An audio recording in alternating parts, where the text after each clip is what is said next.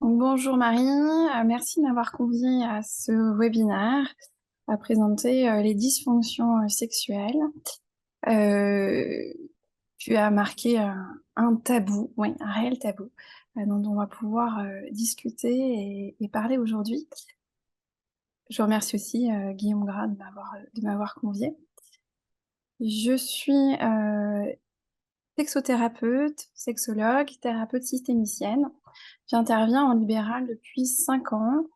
Et je travaille principalement dans l'accompagnement à la sexualité, au plaisir, et donc dans ce domaine des dysfonctions sexuelles en cabinet.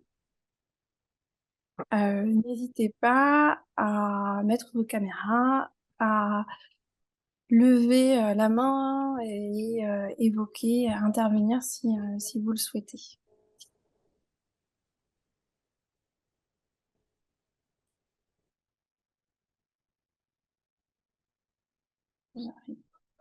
Voilà. Pour démarrer, je vais évoquer le plan de l'intervention du jour. Dans un premier temps, les définitions, quelques chiffres, mais pas trop, parce que de toute façon, en matière de sexualité, on n'en a pas beaucoup, en tout cas sur ce qui ne va pas bien dans les conceptions de la sexualité. Euh, les troubles du Freud porn scénario, le scénario sexuel, le questionnement stratégique, les troubles de la sexualité, puisque vous venez là pour en savoir plus sur ces troubles de la sexualité.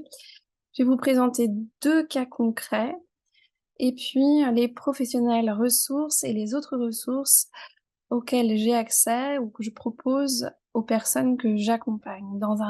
Pour le dernier quart d'heure, on prendra un temps d'échange euh, pour communiquer, échanger, que vous puissiez aussi poser vos questions. Voilà, n'hésitez pas à m'interrompre, je suis disponible. Alors, pour m'appuyer pour certaines interventions, je me suis appuyée sur la magnifique description du DSM-5 concernant les dysfonctions sexuelles, euh, parce que c'est un support qui est un commun à tous, mais qui n'est pas forcément, qui est très restrictif par rapport à ce que on peut percevoir ou recevoir dans les cabinets quand est évoqué par un consultant, un patient, de l'inconfort autour de la sexualité. Donc le DSM-5, je me suis appuyée pour faire ce cours de cet ouvrage, mais aussi de l'ouvrage de Gilles Trudel concernant les dysfonctions de la sexualité, méthode et psychologie d'accompagnement. Un ouvrage qui est de 2000 et qui a été fait par des presses universitaires du Québec. Les dysfonctions sexuelles comprennent l'éjaculation retardée ou le retard de l'éjaculation, les troubles de l'érection, le trouble de l'orgasme chez la femme, le trouble de l'intérêt pour l'activité sexuelle ou l'excitation sexuelle chez la femme, les douleurs génitopelviennes ou à la pénétration. Vous voyez que c'est un petit listing que le DSM-5 nous fait. La diminution du désir sexuel chez l'homme, l'éjaculation prématurée, la dysfonction sexuelle induite par une substance ou un médicament, une autre dysfonction sexuelle spécifiée, la dysfonction sexuelle non spécifiée. Les dysfonctions sexuelles représentent un groupe hétérogène de troubles qui se caractérisent typiquement chez une personne par une perturbation cliniquement significative de la sexualité, à répondre sexuellement ou à éprouver du plaisir sexuel. Un individu peut avoir plusieurs dysfonctions sexuelles en même temps. Dans ce cas, toutes les dysfonctions doivent être diagnostiquées. Aujourd'hui, dans l'accompagnement, parfois, le problème n'est pas le problème et c'est important de pouvoir bien discerner à chaque patient que l'on reçoit ou patiente que sa sexualité et sa problématique lui appartient et que c'est lui qui va définir ou elle qui va définir ce qui lui pose problème. Il y a une autre définition, c'est la définition du ministère de la Santé québécoise qui dit: la fonction sexuelle normale est une interaction complexe entre l'esprit et le corps, qui comprend des interactions entre le système vasculaire, neurologique, hormonal, psychologique. Le dysfonctionnement sexuel survient lorsque des problèmes physiques ou psychologiques nuisent au cycle de cette réaction sexuelle. Là, dans cette définition-là, on perçoit une approche beaucoup plus globale que dans la définition faite par le DSM-5. Un problème cliniquement significatif et persistant qui survient au cours du cycle de réponse sexuelle et qui empêche la personne d'éprouver de la satisfaction lors de l'activité sexuelle à toutes ou presque toutes les occasions. Donc, à chaque fois, pour toutes les problématiques qui vont être évoquées selon cette définition et celle du DSM-5, on va s'appuyer sur cette temporalité, donc de 75 à 100% des occasions, et au moins que le problème persiste au moins 6 mois. Je vais utiliser au niveau du vocabulaire homme pour homme cisgenre, soit une personne de sexe masculin à la naissance ou qui s'identifie comme un homme, ou bien une personne qui porte un pénis, une femme cisgenre, soit une personne de sexe féminin à la naissance qui s'identifie comme une femme ou une femme porteuse de vulve. Aujourd'hui, au cabinet, je n'ai pas actuellement de personnes trans. Par contre, j'accompagne des personnes qui se disent non-binaires. Donc, de sexe ou de genre indifférent, personne dont le développement sexuel est indifférent, personne qui ne s'identifie pas à un homme ou une femme, selon les termes binaires du sexe ou du genre, ou personne qui s'identifie comme transgenre. Cette intervention ne comprend pas le syndrome d'excitation génitale persistante, la dysphorie de genre, les troubles de l'identité, l'infécondité définitive, la stérilité et les maladies d'organes génitaux. Cette intervention ne comprend pas non plus les paraphilies et les perversions. Je vous ai mis un lien dans la diapo pour que vous puissiez faire un petit tour sur le dictionnaire des paraphilies. C'est assez facile à trouver. Mais même si on ne l'évoque pas de façon franche, enfin, même si je l'évoquerai pas de façon franche pendant l'intervention, j'y ferai probablement allusion en argumentant avec des exemples. Alors, en quelques chiffres, donc toujours avec une relative réalité, en quelques chiffres, qui souffre? Alors, une femme sur 5 se plaint d'avoir des troubles de la sexualité, contre un homme sur 4 qui se plaint d'avoir des troubles de la sexualité. Sur ces une femme sur 5 et un homme sur 4, il y a 30 à 20% des femmes qui vont l'évoquer à leur médecin généraliste. Et de cette évocation va naître 3% de prise en charge. 20 à 10% des hommes vont l'évoquer à leur généraliste et 4% vont être pris en charge. Ce qui montre à la fois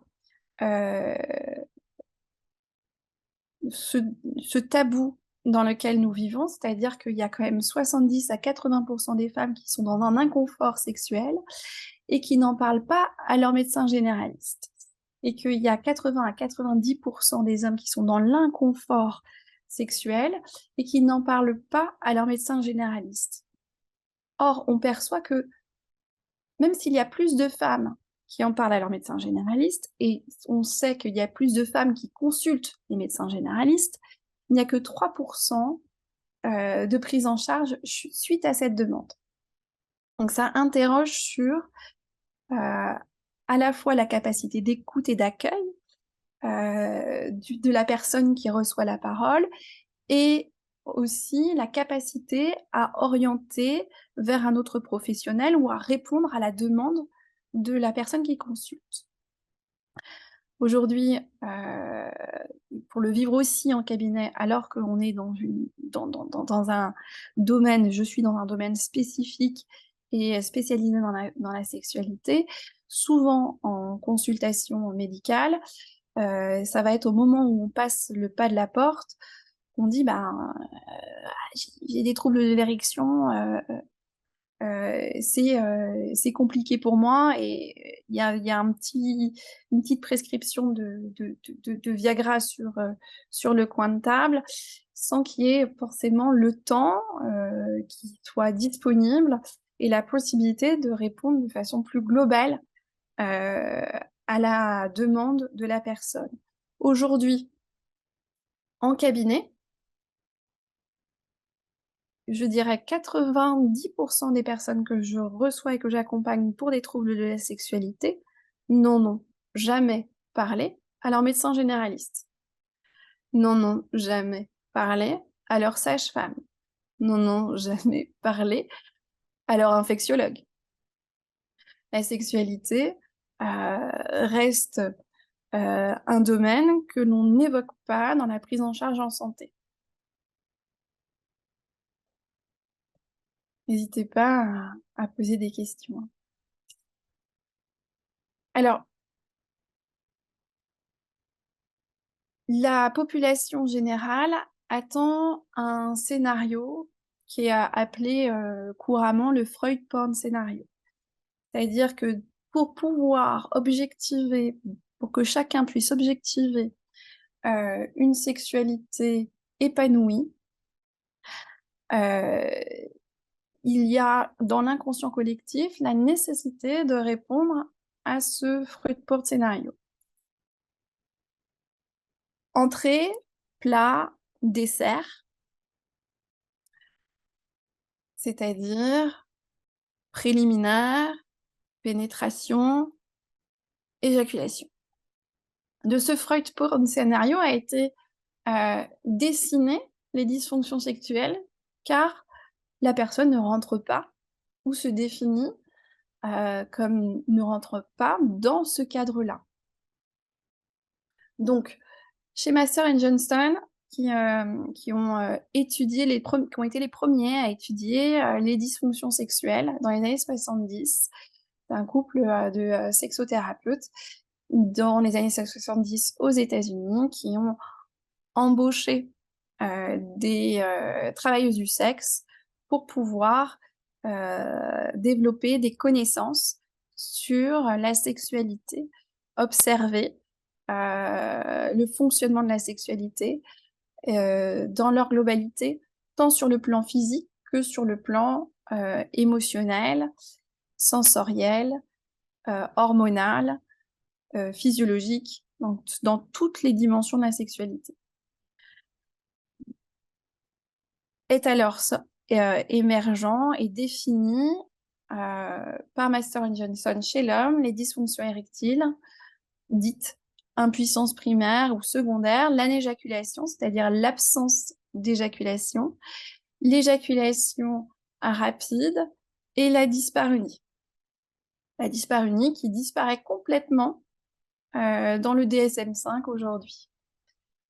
Heu, Kaplan, en 1974, qui est un médecin qui s'est, investi dans l'étude de la sexualité, lui va orienter, principalement son attention et regrouper les dysfonctions de la sexualité chez l'homme, sous le terme d'impuissance.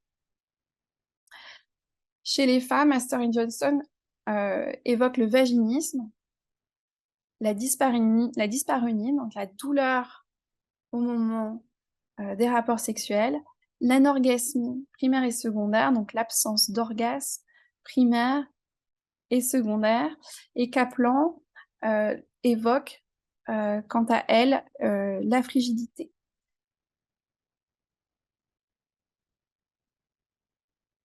Alors aujourd'hui, on évoque les choses un peu de façon différente.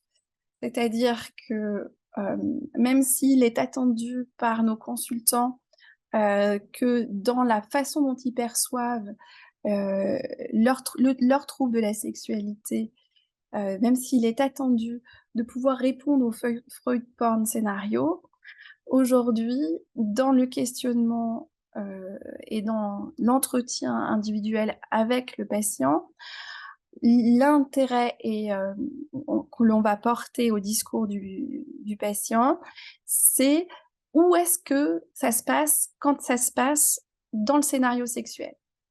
C'est-à-dire que la dyspareunie, l'anorgasmie, l'absence de désir, l'absence de plaisir, le vaginisme, est-ce qu'il se passe avant la phase d'élaboration du désir, pendant la phase d'excitation, au moment du corps à corps ou de la rencontre, au moment de la jouissance et de l'orgasme ou pendant la période réfractaire.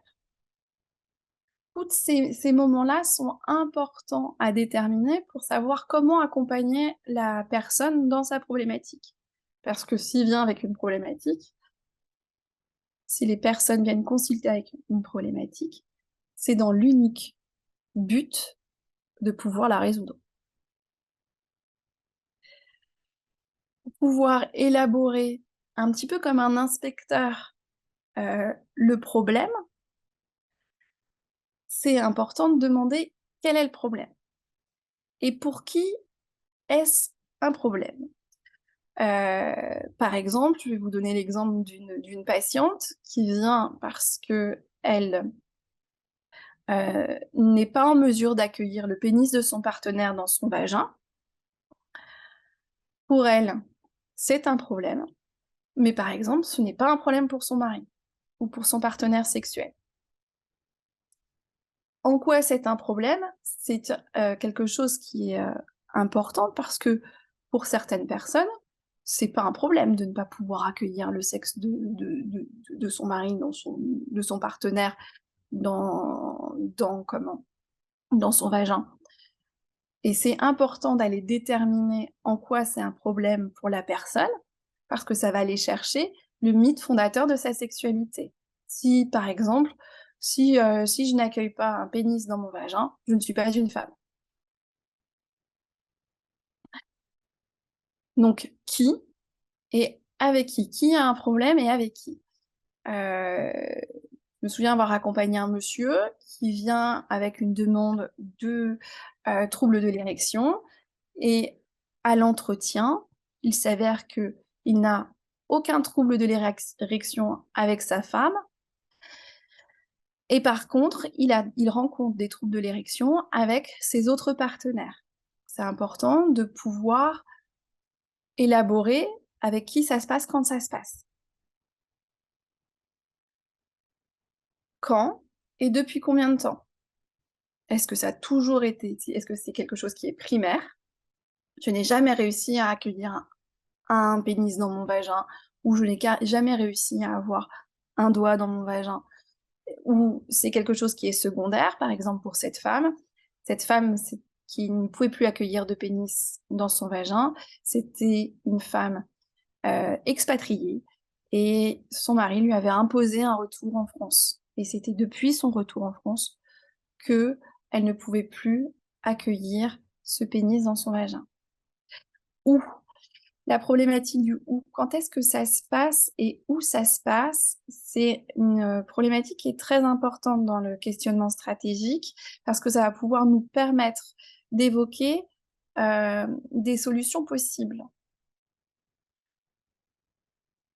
J'ai accompagné un jeune homme d'une vingtaine d'années qui, vivait dans l'ancienne maison de ses parents.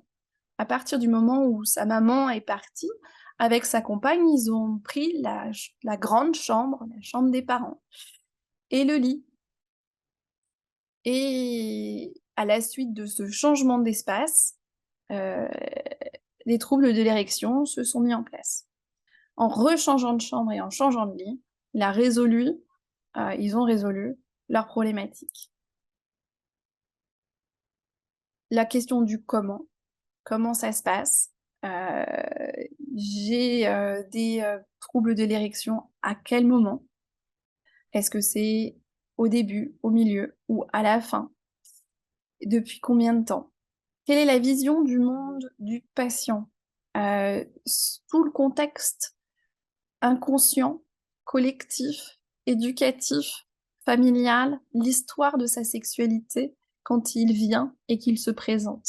Et puis les facteurs de vulnérabilité et les comorbidités, la dépression, le burn-out, aussi, les pathologies, hem, l'endométriose, heu, la les, les douleurs vulvaires avec, d'autres,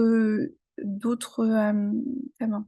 Ah, d'autres pathologies associées,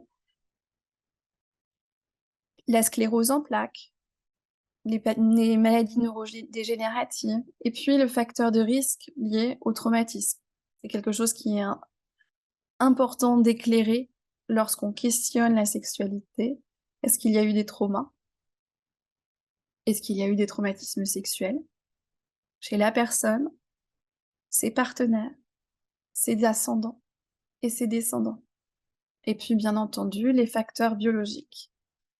Tout au départ de mon accompagnement, j'interrogeais d'abord sur les facteurs biologiques et la nécessité de voir et de consulter le médecin généraliste.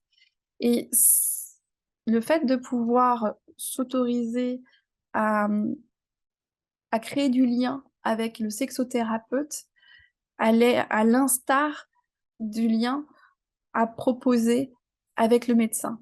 Ce que je veux dire par là, c'est que, maintenant, aujourd'hui, avec le recul, d'abord, on crée du lien et une fois que le lien est parfaitement créé, on peut proposer d'aller consulter, heu, quelqu'un du corps médical.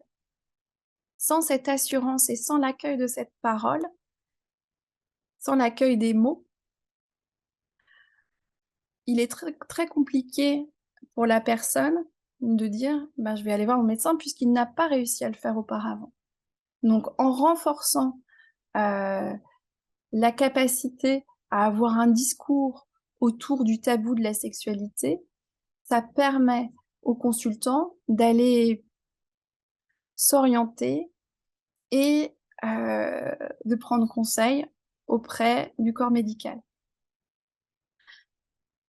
Alors, le trouble du désir sexuel hypoactif chez l'homme, c'est, une plainte que l'on retrouve, hem, rarement au cabinet. Heu,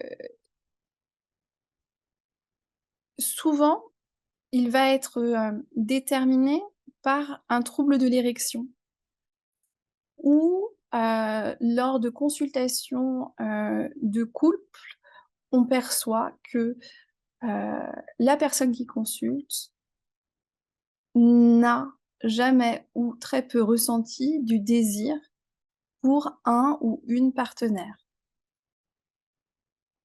Souvent, ce trouble du désir sexuel hypoactif chez l'homme, dans l'histoire fondatrice de la sexualité, en dehors de toute, comorbidité et c'est pour ça que c'est important de pouvoir aller explorer les comorbidités, elle est liée à l'incapacité d'avoir accès à l'imagerie de la sexualité. Donc à l'incapacité à construire un espace de désir et un espace de plaisir. Généralement et j'ai eu très rarement des personnes qui sont venues consulter dans ce cadre-là. Il peut aussi y avoir, chez l'homme chez l'homme, une vision, de son corps, de la confiance dans sa capacité à aller vers l'autre. Donc c'est pour ça que c'est intéressant de revenir au schéma et au questionnement pour savoir à quel moment ça se passe. Si, eh bien, il se définit comme n'ayant que très peu de désir, mais dès le départ, dans sa sexualité à l'autre, ou alors au moment du corps à corps, ou à la fin du rapport, la période réfractaire peut être très longue chez certains hommes. La plupart du temps, dans ces accompagnements-là, on va travailler l'imaginaire et la capacité à reprogrammer la capacité d'inventer, de créer des images.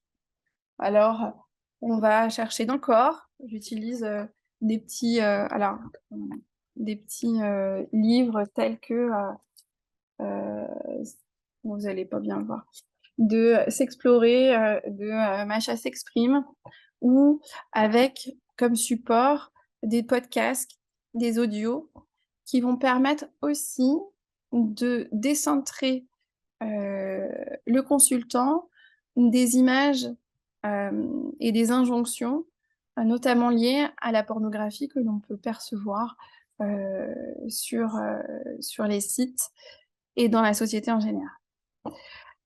Alors, les troubles de l'éjaculation, c'est quelque chose les troubles de l'éjaculation, précoce, c'est 50 des plaintes, pour les troubles de l'éjaculation précoce secondaire. 50 des plaintes masculines sont sur les troubles de l'éjaculation précoce. Toute la difficulté, alors on peut dire prématuré, précoce, rapide, heu, le l'importance d'utiliser le bon langage, c'est l'important, c'est la plainte du patient. Elle peut être définie pour certains, sexothérapeutes et sexologues par le nombre de mouvements et de va-et-vient pendant la pénétration. Ça peut être 15, ça peut être inférieur à 2 minutes, 3 minutes, 4 minutes, 7 minutes en fonction des différents dogmes. L'important étant, comment se place le patient par rapport à sa plainte. Si c'est trop court pour lui, c'est trop court pour lui et c'est pas à nous de juger ce qui est précoce ou non. Hem, L'éjaculation rapide peut être avant même la pénétration. Pendant la pénétration, et puis parfois la plainte, c'est: «Je n'ai pas eu le temps de donner du plaisir à ma partenaire». Aujourd'hui, en fonction de ce qui se propose, vous avez la possibilité, pour les médecins généralistes de prescrire parfois, hem, comment? Des antidépresseurs. Il y a certaines méthodes comme le squeeze, le fait de pincer la base du pénis, qui a été très longtemps proposé. En thérapie systémique et stratégique, moi ce que je propose, c'est plutôt d'essayer d'aller plus vite encore. De s'autoriser à éjaculer une première fois et puis s'autoriser ensuite à donner du plaisir à son ou à sa partenaire pour pouvoir, heu, laisser et retrouver une nouvelle érection. C'est aussi parfois dans le contexte du couple, de la vie de couple, cette éjaculation peut intervenir sur, une deuxième union ou une troisième union, et dans le mythe du couple fondateur, eh bien, je suis l'homme d'un seul partenaire et donc je n'ai pas besoin d'avoir, des enfants avec cette partenaire-là. Donc je préfère, éjaculer avant. Bien sûr, ce sont des mécanismes inconscients. Et par ailleurs aussi, il y a toute la symbolique. Qu'est-ce que c'est que ce sperme pour toi? Et comment tu perçois ton partenaire sexuel? L'éjaculation retardée, c'est aussi une plainte que l'on perçoit assez couramment. C'est, c'est toujours important d'explorer, le contexte et comment. S'il y a des prises de toxiques, s'il y a de la consommation alcoolique, si, hem, si c'est réellement un problème pour le consultant ou pour ses partenaires, et parfois On peut avoir une plainte sur un trouble de l'érection qui va être plutôt, hem, un trouble de l'éjaculation retardée, par exemple dans un contexte de non-désir d'enfant ou, dans un contexte, de couple, heu, qui, est de moins en moins impliqué. La difficulté des troubles de l'éjaculation retardée, c'est que, parfois, les érections deviennent douloureuses et inconfortables. À savoir que, chez certaines populations, dans les troubles de l'éjaculation, le fait de n'avoir pas d'éjaculation n'est pas un problème.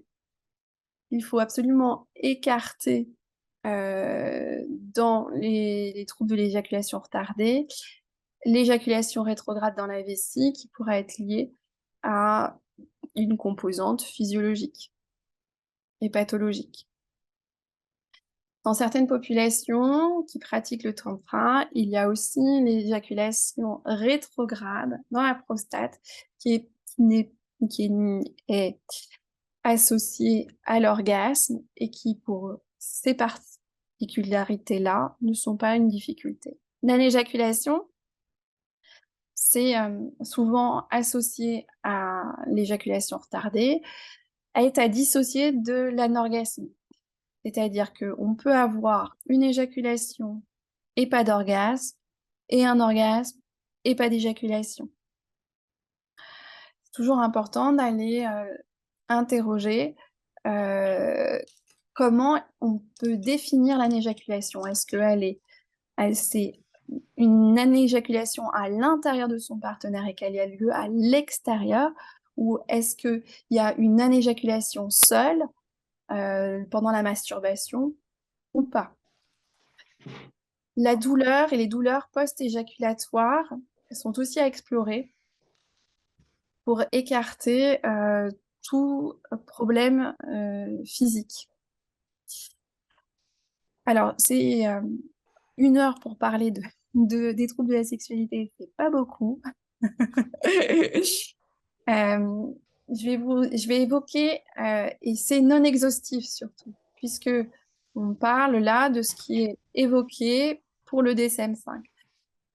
La dysfonction sexuelle chez la femme, elle est, souvent évoquée sous l'aspect de troubles du désir et de l'excitation sexuelle.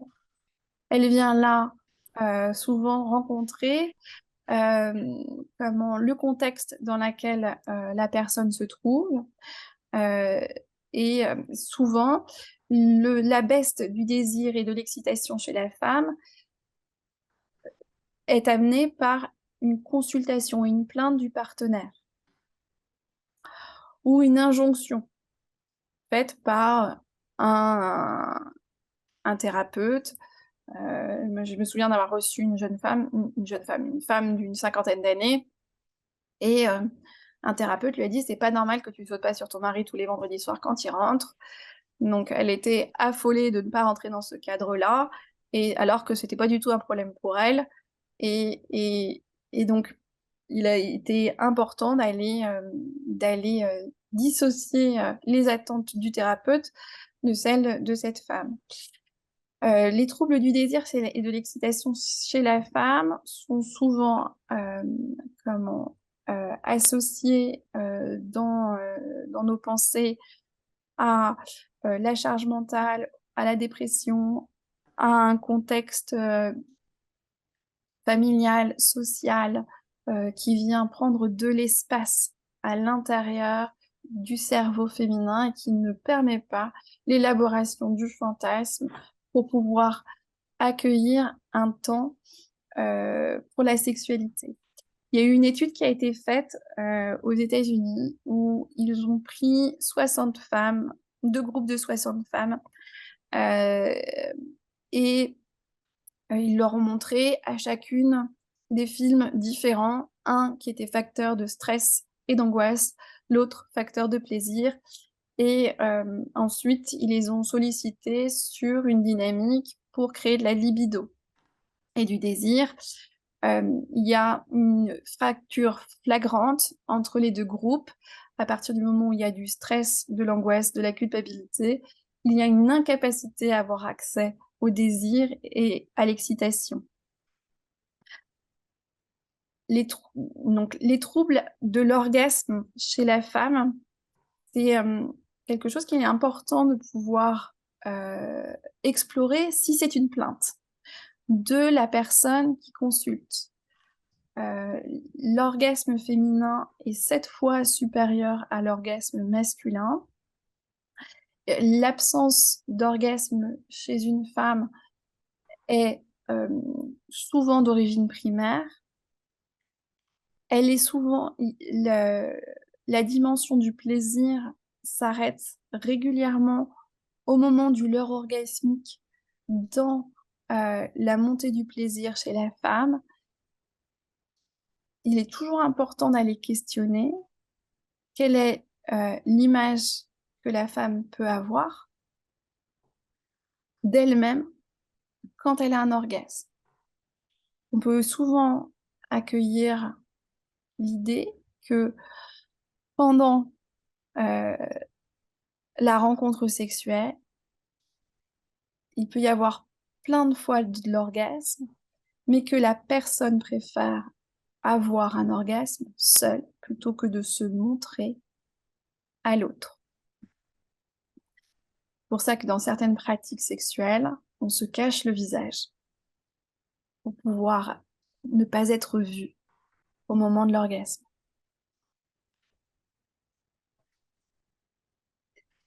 Les troubles de la douleur sexuelle, c'est la plainte majeure que j'accompagne en cabinet. À travers le prisme de la douleur sexuelle, il y a les dyspareunies, le vaginisme, donc l'incapacité à laisser se pénétrer ou pénétrer l'espace du vagin, qui est lié à des contractions involontaires des muscles du plancher pelvien, la dyspareunie, la vestibulodynie et la vulvodynie. C'est important de pouvoir écarter toutes les problématiques, douloureuses physiologiques.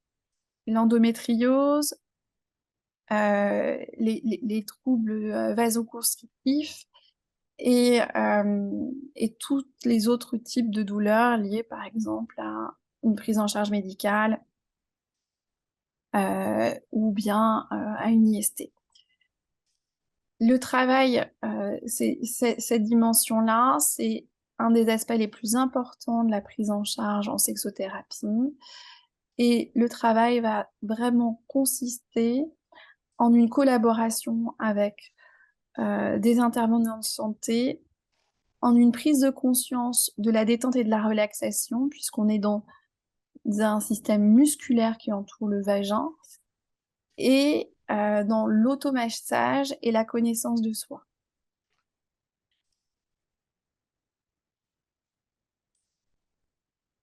Alors, ceci n'est pas un trouble de la sexualité, ou pas. Tout à l'heure, on parlait de l'absence de désir chez la femme, l'hyposexualité chez l'homme. Heu, Ces dimensions-là, aujourd'hui, sont à prendre avec beaucoup de recul, car parfois, il suffit en brisant les tabous, en s'autorisant à communiquer, en accueillant la parole du consultant, on va pouvoir s'autoriser à mettre des mots qui permettent de s'identifier et d'accepter que c'est pas un problème pour soi de ne pas avoir de désir, de ne pas avoir de sexualité, de ne pas avoir de fantasme et d'avoir une sexualité, à minima ou de prendre du plaisir autrement avec ses partenaires. L'addiction à la pornographie, c'est quelque chose qui n'est pas évoqué dans le DSM-5, qui est une plainte qu'on retrouve régulièrement au cabinet. Elle est à différencier de l'addiction à la sexualité et hem, la dépendance affective. Souvent, le consultant vient avec une plainte et c'est important de bien discerner quel est le problème. Euh, les, les mythes de la sexualité. Aujourd'hui, certains de mes patients se viennent pour des problématiques. Euh, Par exemple, je n'arrive pas à avoir de désir pour mon partenaire si je n'imagine pas qu'il a la tête abîmée. Je n'arrive pas à avoir de désir pour une partenaire de mon âge parce que moi, j'ai des fantasmes pour les personnes plus âgées. Tous ces mythes-là, ce sont des troubles de la sexualité parce que c'est un problème pour le consultant. Il n'est pas évoqué la dysphorie post-coïtale, la dysphorie post-coïtale, c'est l'émergence d'émotions euh, irrationnelles, notamment sous forme de pleurs, de cris, en- de façon post-orgasmique, qui peut être une problématique pour les différents consultants et leurs partenaires. Donc, ce qui est important à retenir, c'est que il y a autant de sexualité que de personnes consultantes. Et ce qu'il est important de retenir, c'est que si c'est un problème pour le consultant, c'est un problème pour le consultant. Et on peut prendre le temps de trouver où est-ce que c'est un problème, quand est-ce que c'est un problème, avec qui c'est un problème pour pouvoir l'accompagner au mieux. Alors, j'avais prévu 2 cas concrets, mais je vais vous en parler très très rapidement puisqu'il reste plus que déjà que 16 minutes. Je vais vous parler de Michael, donc le petit lapin au chocolat. Michael a 31 ans, il vient depuis le mois de janvier, donc je l'ai vu 4 fois. Il vient pour des problématiques de qualité d'érection. Sa plainte, c'est j'ai une érection qui ne me permet pas d'avoir des rapports sexuels. À l'interrogatoire et à l'entretien, Michael a eu 2 partenaires. La précédente, 6 ans auparavant, avec qui il n'a pas réussi à avoir de pénétration, chose qu'il attribue à la partenaire précédente qu'il a eue à 20 ans, qui s'est moqué de lui quand il n'a pas réussi à la pénétrer. Il dit ne pas réussir à la pénétrer parce qu'il a eu une mycose à l'adolescence. À l'interrogatoire, euh, il s'avère que Michael n'a pas d'activité sexuelle seul, il n'en a jamais eu et qui n'a pas appréhendé la sexualité au travers d'un imaginaire, même avec des supports visuels ou des supports auditifs. Voilà, il n'a pas acquis en fait tous les stades du développement qu'ont les garçons à partir de l'adolescence, ni pollution nocturne, ni érection matinale. Et donc tout le travail aujourd'hui, ça va être de pouvoir faire corps avec lui pour qu'il puisse reconstruire cette sexualité, puisque son désir, c'est d'être en couple et d'être amoureux. Donc on va travailler sur sa vision du monde par rapport à son sexe. Donc, au cabinet, j'ai plein de petits objets comme ça, où l'idée, c'est de s'identifier pour pouvoir se trouver beau et trouver son corps beau, pour pouvoir s'érotiser et érotiser l'autre. J'utilise plein de petits supports comme ça en séance. Et puis, je voulais vous parler de Mademoiselle Manon, qui, elle, a 23 ans. On a fait la dernière séance la semaine dernière. Elle est venue 1 an en séance avec sa première plainte de ne pas pouvoir accueillir ni un doigt, ni un spéculum, ni un tampon, ni un pénis dans son vagin. Elle n'avait jamais eu de rapport sexuel avant de venir. en séance. À l'interrogatoire, il y a un contexte d'anxiété généralisée avec des TOC, de ménage.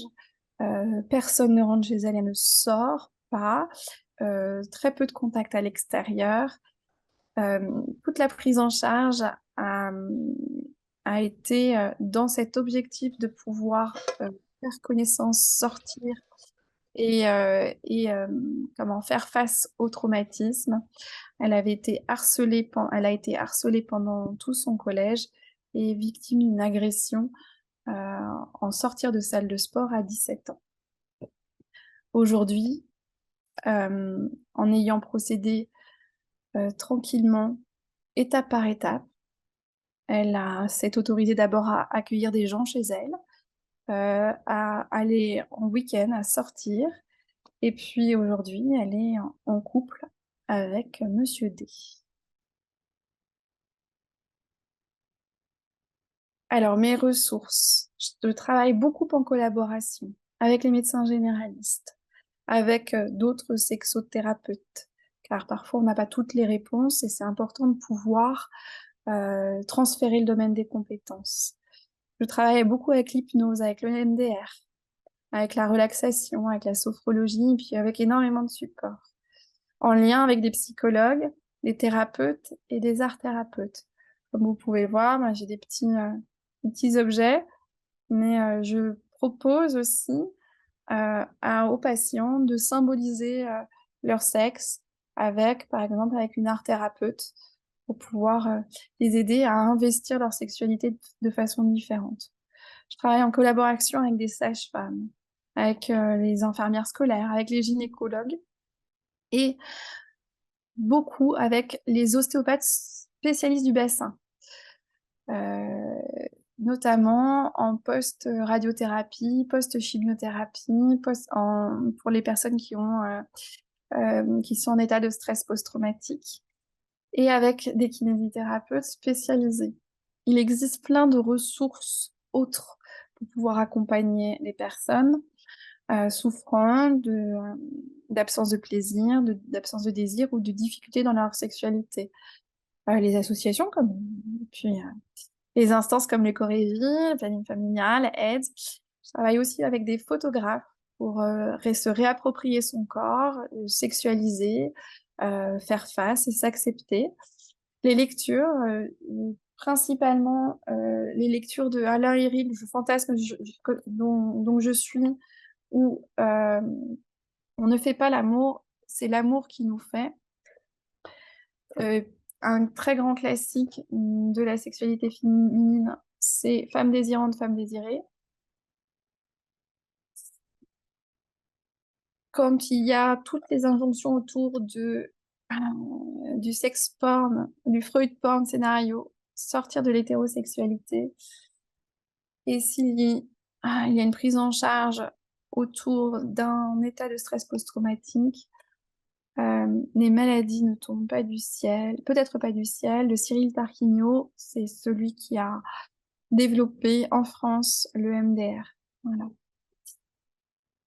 Il y a aussi énormément de podcasts. Je vous ai mis les couilles sur la table. Musa et Tomorrow, qui est une émission de radio sur la santé mentale. Pénis de table, Fast and Phallus, les sites internet.